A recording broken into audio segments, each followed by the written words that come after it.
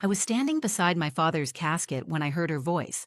My Aunt Maureen leaned in, barely above a whisper, and said, "He died disappointed." She never became anything. She didn't think I heard her, but I did. And then Caleb, her son, my cousin, added with a smirk, "She was always the one who let him down." I didn't turn, I didn't flinch. I just stood there staring at the casket, holding my breath so I wouldn't cry in front of them. The room was filled with people dressed in black, all murmuring memories and condolences, but their voices faded behind the sound of my own heartbeat pounding in my ears. All I could think was, "You really said that? At his funeral? About me?" I was the only child he ever had, the only person he used to tell bedtime stories to, the girl who sat on the kitchen floor painting with cereal box lids while he drank his coffee and read the paper. And now I was reduced to a sentence, a failure in black heels. I almost walked out. I was already halfway there in my mind. But then the lawyer came over. Mr. Beecham, Dad's attorney, gently tapped my shoulder and looked at me like he was about to say something impossible. "Alara," he said, "there's something your father wanted you to have. He left very specific instructions." I didn't answer. I just stared at him, still trying to pretend those words from Maureen and Caleb hadn't stuck to my skin like oil. He didn't wait for my response. He held out a box, wooden, small, heavy, worn at the edges like it had been handled a lot over the years. I didn't know what to do, so I just took it. "He wanted you to open this," he said, "in front of everyone." My fingers froze on the lid. "In front of everyone?" I repeated. He nodded. "Exactly those words, everyone." And suddenly, the silence in the room shifted. Conversation stopped. Heads turned. People started paying attention. Aunt Maureen narrowed her eyes. Caleb tilted his head like he was about to laugh. I hadn't planned to say anything at the funeral. I didn't think anyone cared what I had to say. But now, all eyes were on me. I looked down at the box again. My name was carved on top carefully, like he'd taken his time with it. Alara Quinn. And for the first time since I'd stepped into that room, I felt something other than shame. I felt curious, angry, afraid, hopeful. What did he leave me? Why now? Why here? The box sat in my hands like a challenge. I could have walked away. I could have stuffed it in my purse and opened it alone in my apartment hours later. But I didn't, because deep down I wanted them to hear what he had to say. Every single one of them, especially the ones who thought they already knew how this story ended. So I stepped forward, box in hand, and said, "This is from my father." The night I got the call, I was on my couch with a half-eaten microwave meal and my sketchbook open on my lap. I hadn't drawn anything in 3 days. I just kept flipping the pages, looking at lines that felt lifeless, unfinished. I wasn't expecting the phone to ring, and when it did, I let it go to voicemail. When I finally played the message, Mr. Beecham's voice was calm and clipped. "Ilara, this is William Beecham. I'm sorry to inform you that your father, Thomas Quinn, passed away last night." No build-up, no warm-up, just like my dad would have done it. I sat there staring at the wall for a long time. I wasn't sure what I felt. I wasn't crying. I wasn't relieved. I just felt blank, like someone had turned off the sound in my chest. I didn't even call anyone. Who would I call? My mom died when I was 20. I wasn't close with anyone in the family, and Dad and I hadn't spoken in almost 2 years. The last thing he said to me was, "You're wasting your life." I had just told him I'd quit the marketing job he helped me get. He stared at me like I'd spit on the floor. I told him I wanted to go back to painting full-time, that I was thinking of showing again. His face shut down. He muttered, "You had potential once," and walked out of the room. We never talked again after that. Growing up, my dad was the kind of man people admired from a distance. He was an Army veteran, a high school coach, the guy who volunteered at community fundraisers and told kids to shake hands firmly and look people in the eye. In public, he was steady, proud, respected. At home, he was colder, not cruel, just unreachable. My mom, Clara, was the softness in our house. She kept things warm, made sure I had space to draw, cheered when I won school art competitions. She died of breast cancer when I was in college. After she was gone, everything with Dad got harder. He started to see everything I did as weakness. He hated that I didn't finish my MBA. He never understood why I turned down the corporate offer in New York or why I spent months selling portraits at local art fairs instead. Aunt Maureen, his older sister, never missed a chance to remind me that Caleb had a six-figure job, a fiancé, and a condo in the city. She called me the dreamer when she was feeling polite, and the disappointment when she wasn't. Caleb and I had never been close. He liked expensive watches and being the smartest person in the room. I was the cousin who couldn't keep a real job and wore paint-stained jeans to Thanksgiving dinner. He never said it out loud, but his silence always told me where I stood. After the call, I packed a small bag and drove 5 hours to get back to the town I swore I'd never return to. Every street corner held some version of my childhood: the diner where I used to meet my mom after school, the playground with the crooked slide I broke my arm on, the church where my parents renewed their vows before she got sick, and now, the funeral home. When I arrived, the air inside was thick with polished wood and artificial lilies. People I hadn't seen in a decade hugged me tightly and said things like, "He was so proud of you, and he talked about you all the time." I smiled and nodded, but I knew they were lying. My father didn't talk about me.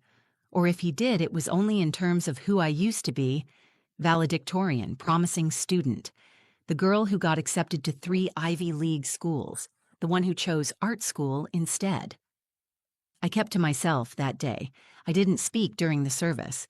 I sat in the second row with my hands folded in my lap, trying to ignore the side glances from Maureen and Caleb. When the priest called Dad a man of strong convictions, I wanted to laugh. He was more iron than man sometimes. He loved with his actions, but never with his words. At least not to me. After the service, people gathered for the reception in the hall across the street. I stood by the coffee table, mostly alone, watching as people shared stories and memories like confetti. That's when Maureen leaned in, and Caleb delivered his little stab. I didn't say anything. I wasn't sure what I could say that would matter to them. But then the box came, and everything began to shift.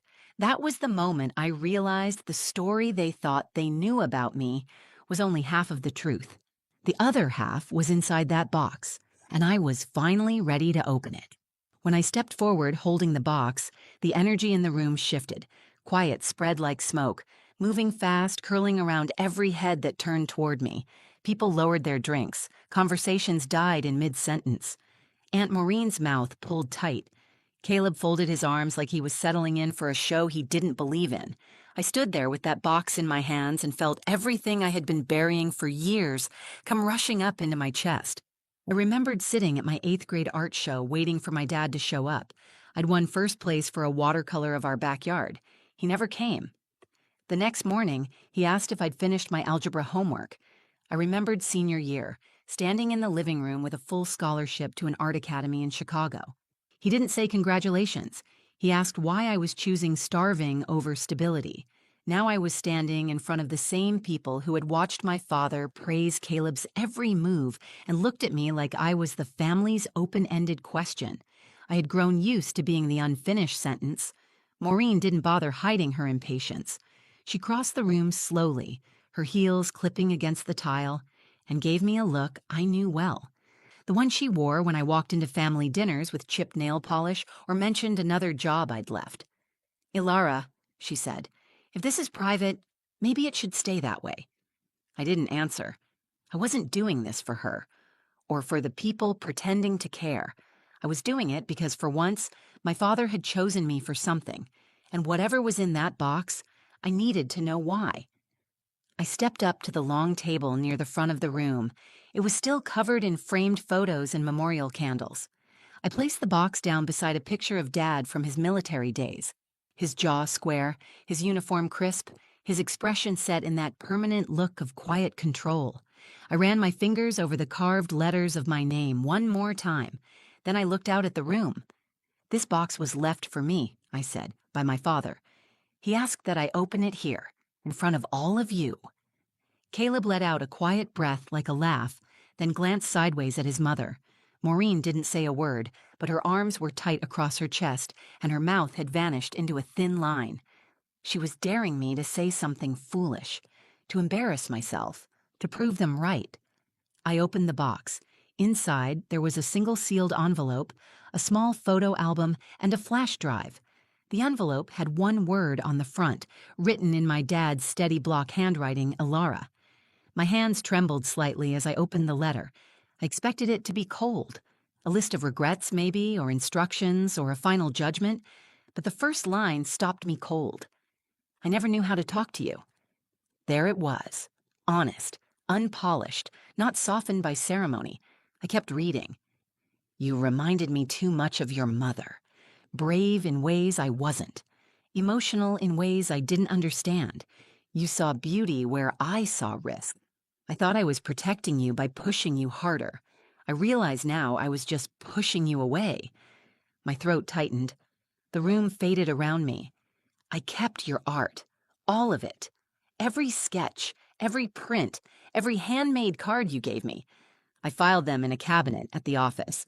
I told people they were done by a professional artist I was proud to know. I couldn't bring myself to admit you were mine. Not because I was ashamed. Because I didn't think I deserved to be your father if I couldn't support you the way you needed. I blinked hard, trying not to lose control of my voice. This isn't a goodbye, Alara. This is me. Finally saying the thing I should have said every single day. I see you. I've always seen you, and I'm proud. I finished reading and looked up. No one spoke. Not Maureen. Not Caleb. Not the neighbors who used to smile politely when my name came up with a sigh. The silence wasn't cruel anymore. It felt stunned. Like the story they had all agreed upon no longer made sense. Caleb shifted his weight and looked down at his shoes. Maureen didn't meet my eyes. Her arms slowly dropped to her sides. Mr. Beecham stepped forward. There's more, he said gently. The flash drive. He walked over to the laptop connected to the projector screen, inserted the flash drive, and clicked. Images filled the screen. Photos of my drawings, labeled and dated. Photos of me as a child with paint on my cheeks and markers in my hair. A short video clip of me presenting at my first gallery show. My dad's voice in the background could be heard saying, "That's my daughter." I hadn't known he was there. He had been watching, quietly gathering proof of who I was, even when he couldn't say it out loud. I thought he'd forgotten me, ignored me, but he hadn't. He'd been proud in silence. And now he was gone. But his voice, his true voice, was finally speaking. When the final image disappeared from the screen, the silence in the room stayed heavy. No one moved. No one made eye contact. For once, even Maureen had nothing to say. I stood there with the letter still in my hand, the weight of my father's words pressing into my skin like a brand. Every time he hadn't shown up, every time he had looked at me with disappointment, every phone call he didn't return, it all felt different now. Not erased, but rearranged. I had spent so long trying to earn his approval in the language he understood. Grades, jobs, degrees. I had let go of so much of myself just trying to meet a standard he never fully explained. Now I knew he had been watching me through a different lens all along. He had seen the parts of me I thought he refused to acknowledge. He had kept them, protected them, maybe even cherished them. I sat down slowly in the nearest chair, letter still open. I wasn't sure what to do next. Part of me felt vindicated, but another part felt raw, like I had been cracked open and asked to stand in front of a room full of people while they looked inside. Mr. Beecham approached again, voice quiet but purposeful. Your father updated his will a few months before he passed, he said. There's a section addressed specifically to you, and one more request. A murmur passed through the room, too soft to follow. I looked up, waiting. Maureen stiffened visibly. Caleb glanced at her, then back at me. Beauchamp opened a folder from his briefcase and read aloud. Thomas Quinn leaves his entire collection of personal artwork, photography, and creative memorabilia, including several pieces from local artists, student showcases, and unknown talents, to his daughter, Alara Quinn, with one condition, that she use them to open a local gallery or community art space in her name. I didn't understand at first. I looked at Mr. Beecham. A gallery, I said. He wanted me to open a gallery? He nodded. He believed this town needed a space to celebrate the kind of work you create, and that you were the only one who could bring it to life. The words hit me like a current. My heart jumped. My chest ached. I had imagined leaving this town behind forever. I had sworn never to return.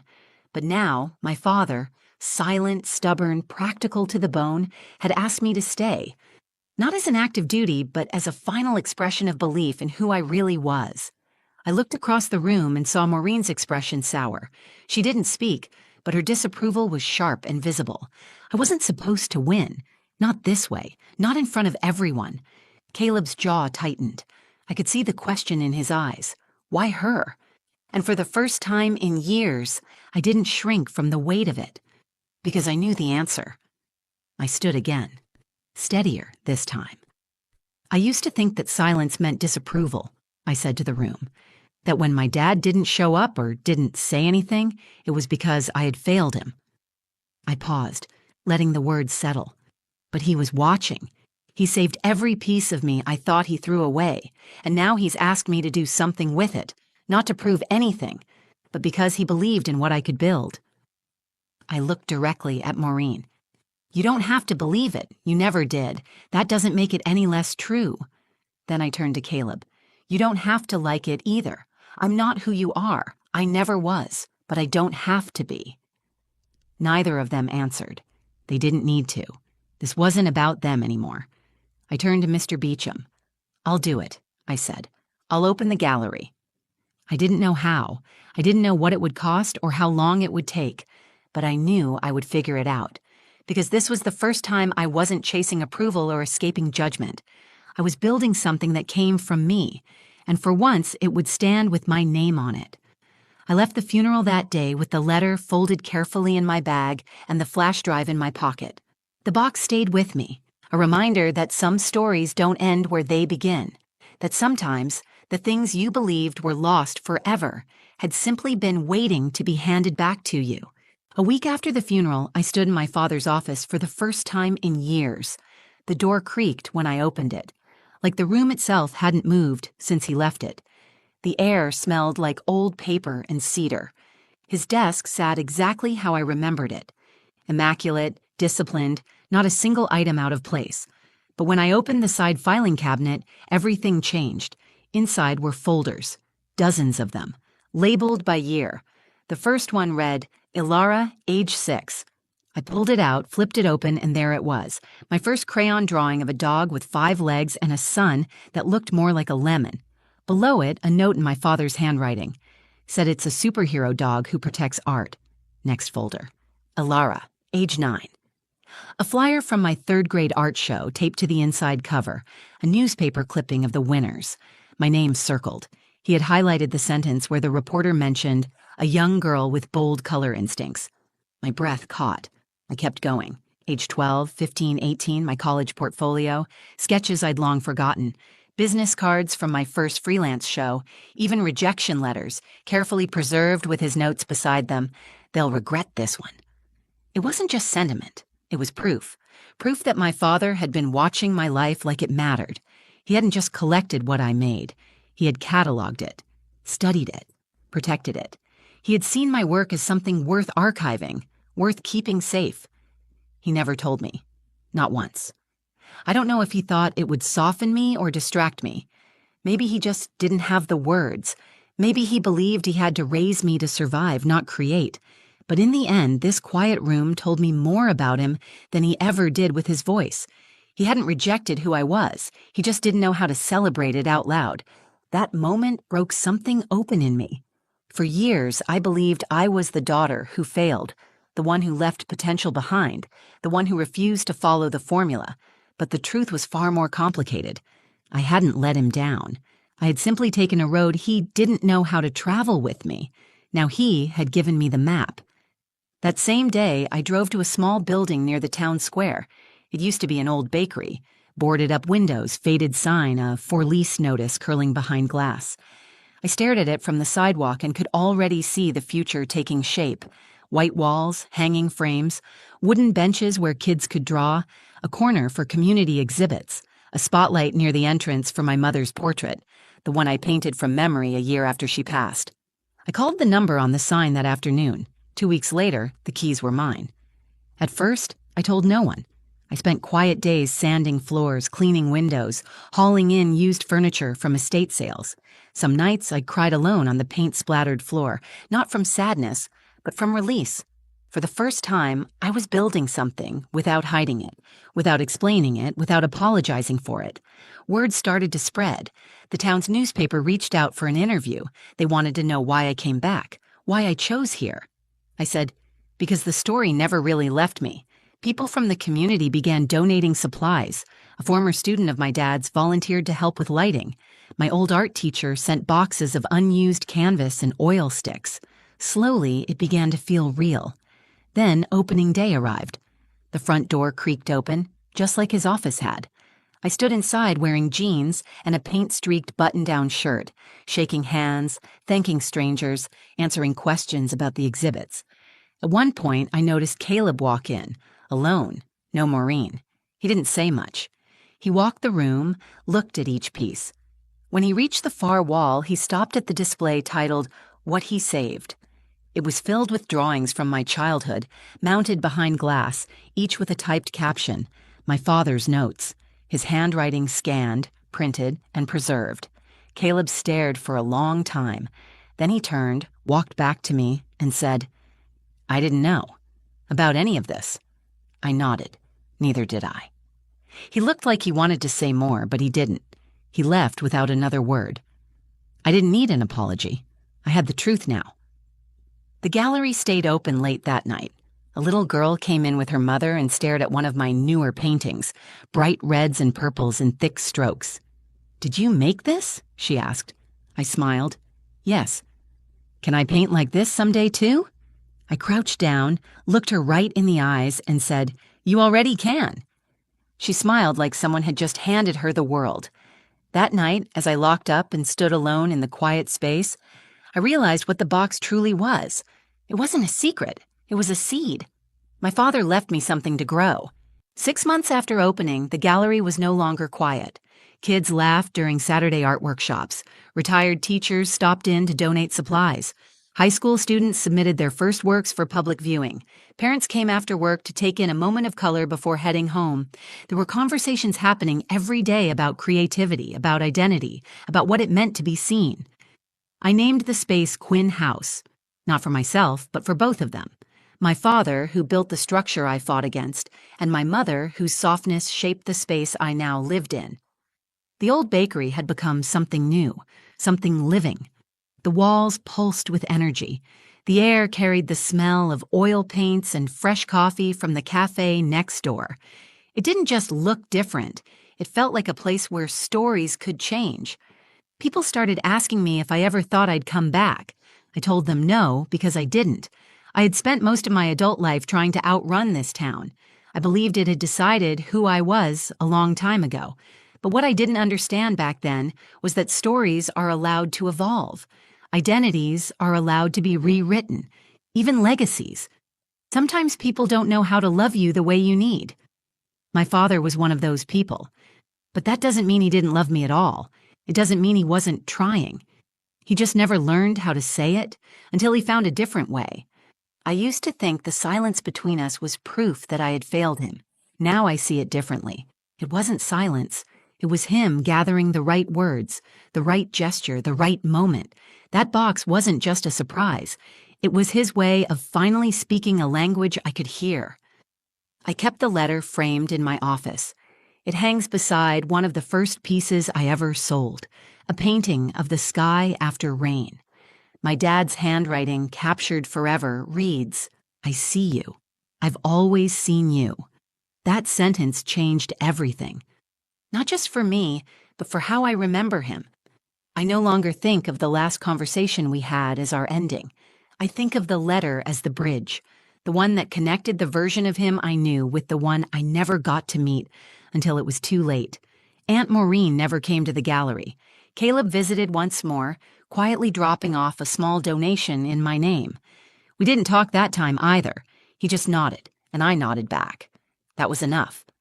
I didn't build the space to prove anyone wrong. I built it to show myself what was possible when I stopped waiting for permission. I had waited for too long, for validation, praise, for someone to finally say I mattered. But that moment never really comes the way you expect. Sometimes it comes in a sealed box, handed to you by someone who never said the words out loud but meant them all along. Sometimes it comes when you decide to stop hiding and start building. I've learned that grief doesn't end when someone is buried. Sometimes it starts when the silence lifts, when the truth finally steps into the light, when the things you thought were broken reveal themselves as unfinished. My father didn't get to see this place filled with people. He didn't get to see what I became once I stopped trying to be who he wanted. But in his own quiet way, he helped build it. He laid the foundation. He gave me the last piece I didn't know I needed. Now I wake up every day surrounded by what he saved, not just the drawings or the letters, but the love buried inside them, the kind that doesn't shout, the kind that doesn't always arrive on time, but when it does, it stays. If you've ever felt invisible, forgotten, or dismissed, know this: you are allowed to become more than what they said you were. You are allowed to become someone they never imagined, not for them, for you. I used to think I let my father down, but I was wrong. He saw me. And in the end, he gave me the space to become everything I already was. If this story meant something to you, if it reminded you of someone you've lost or a version of yourself you're still becoming, please take a moment to like the video. Share it with someone who needs to hear that they're not alone. And if you have a story of your own, I'd love to hear it in the comments. I share true stories like this because they help us feel a little more seen. If you want to hear more, make sure you subscribe to the channel and turn on notifications so you don't miss the next one. Thanks for being here. Really.